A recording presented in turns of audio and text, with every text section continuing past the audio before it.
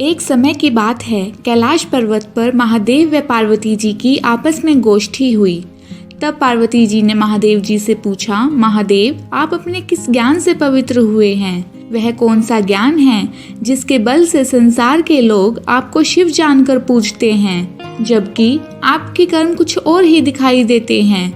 आप मृगछाला ओढ़े, अंगों में मसानों की विभूति लगाए और गले में सर्पों व मुंडों की माला धारण किए रहते हैं। इसमें तो कोई कर्म पवित्र नहीं है।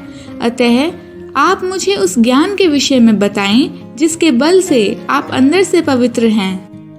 यह सुनकर महादेव बोले, हे पार्वती, सुनो, जिस ज्ञान के बल से मैं पवित्र हूँ और जिसके बल से मुझे बाहर के कर्म भी नहीं व्यापते, वह गीता का ज्ञान है। मैं उसका हृदय में ध्यान करता हूँ, उसी ज्ञान के कारण मुझे बाहर के कर्म नहीं व्यापते। हे भगवान, पार्वती जी ने पूछा, गीता के जिस ज्ञान की आप इतनी स्तुति कर रहे हैं, इस ज्ञान के श्रवण करने से कोई कृतार्थ भी हुआ है? तब महादेव जी बोले, हे पार्वती, इस ज्ञान को सुनकर बहुत से जीव कृतार्थ हुए हैं और आगे भी होंगे। तुम्हें एक पुरानी कथा सुनाता हूँ, सुनो।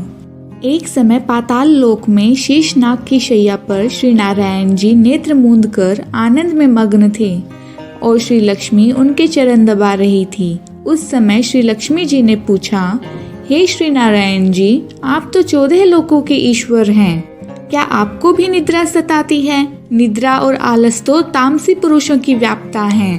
आप तो त्रिगुणातीत हैं, नारायण और प्रभु वासुदेव हैं। आपको नेत्र मूंदे देखकर मुझे बड़ा आश्चर्य हो रहा है। तब श्री हरि बोले, सुनो लक्ष्मी, मुझको न निद्रा व्याप्ति है और न आलस। मैं तो एक शब्द रूप भगवत गीता में जो ज्ञान है, उस ज्ञान के आनंद में मग्न रहता हूँ, और वह ऐसा ज्ञान है जिसके उपजने से यह जीव सदा आनंद में रहता है।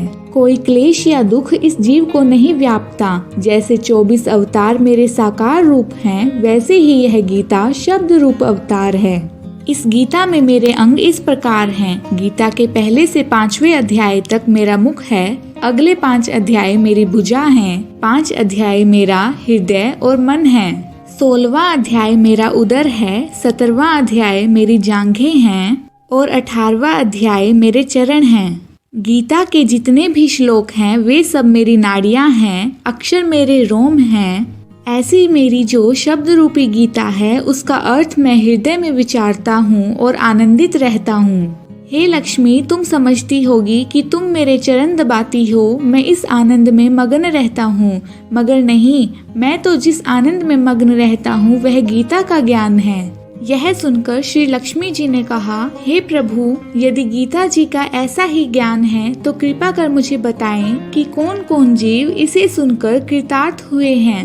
हे सुंदर वर्ण वाली लक्ष्मी, सुनो। श्री नारायण जी बोले, गीता के ज्ञान को सुनकर बहुत से जीव कृतार्थ हुए हैं। अब पहले अध्याय का महात्म्य सुनो। शिव पार्वती से इस भांति कहते हैं जिस भांति नारायण जी ने लक्ष्मी को सुनाया था। श्री हरि बोले, हे लक्ष्मी, शूद्र वर्ण का एक प्राणी था जो चांडाल का कार्य करता था और तेल नून का व्यापार करता था। उसने एक बकरी पाली हुई थी। एक दिन वह बकरी चराने गया तो वृक्षों से पत्ते तोड़ते समय उसे एक सर्प ने डस लिया। तत्काल ही उसके प्राण निकल गए। मरकर उस प्राणी ने बहुत से नरक भोगकर एक बैल की योनि में जन्म लिया। उस बैल को एक भिक्षुक ने खरीद लिया। भिक्षुक उस बैल पर चढ़कर भिक्षा मांग कर लाता और अपने कुटुंब का भरण पोषण करता। रात होने पर बैल को घर के द्वार पर बांध देता और थोड़ा सा भूसा लाकर उसके आगे डाल देता। भूसे की मात्रा इतनी अपर्याप्त होती थी कि उससे बैल का ढंग से पेट भी नहीं भरता था। दूसरे दिन वह फिर बैल पर चढ़कर भीख मांगने निकल जाता। कई दिन इसी प्रकार गुजर गए। एक दिन भूख का मारा बैल बीच रास्ते में गिर पड़ा। वह मरने को था, मगर उसके प्राण नहीं छूटते थे। नगर के लोग देखते और दया के मारे ईश्वर से उसकी मुक्ति की प्रार्थना करते। कोई अपने तीर्थ का फल दे, कोई व्रत उपवास का फल दे, मगर बैल के प्राण नहीं छूटे। एक दिन एक गणिका वहां आई। उसने लोगों से पूछा, यह भीड़ कैसी है? तो उन्होंने कहा, इसके प्राण छूटते ही नहीं, अनेक पुण्यों का फल दे रहे हैं, तब भी इसकी मुक्ति नहीं होती। तब गणिका ने कहा, मैंने जो कर्म किया है उसका फल मैंने इस बैल के निमित्त किया। उसके इतना कहते ही बैल की मुक्ति हो गई। तब उसने एक ब्राह्मण के घर जन्म लिया। पिता ने उसका नाम सुशर्मा रखा। जब वह बड़ा हुआ तो पिता ने ही उसे शिक्षा दी। वह बहुत सुंदर था और उसे अपने पिछले जन्म का भी सब याद था। बड़ा होने पर उसने सोचा कि मुझे उस गणिका के दर्शन करने चाहिए।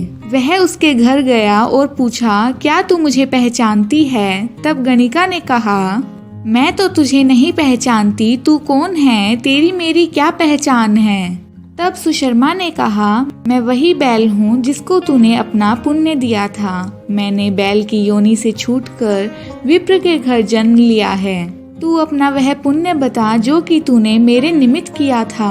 गणिका ने कहा, मैंने अपने जाने कोई पुण्य नहीं किया, पर मेरे घर में एक तोता है, वह सवेरे पढ़ता है, मैं उसके वाक्य सुनती हूँ। उसी पुण्य का फल मैंने तेरे निमित्त दिया है।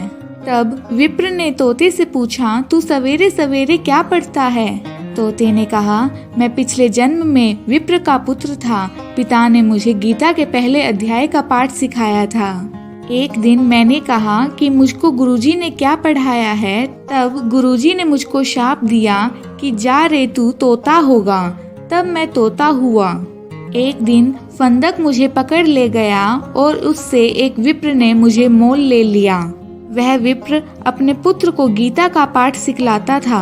तब मैंने वह पाठ सीख लिया। एक दिन उस ब्राह्मण के घर चोर आए। उन्हें धन तो प्राप्त न हुआ, वह मेरा पिंजरा ही उठा कर ले गए।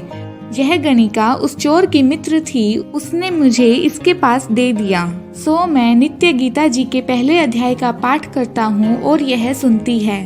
पर इस गणिका की समझ में नहीं आता कि मैं क्या पढ़ता हूँ। इसने वह पुण्य तेरे निमित्त दिया था। लो, यह श्री गीता जी के पहले अध्याय का फल है। तब उसने कहा, हे तोते, तू भी विप्र है, मेरे आशीर्वाद से तेरा कल्याण हो। हे लक्ष्मी। इतना कहने से ही तोते की मुक्ति हुई और उस गणिका ने भी भले कर्म ग्रहण किए। वह नित्य प्रतीक स्नान करती और गीता जी के पहले अध्याय का पाठ करती।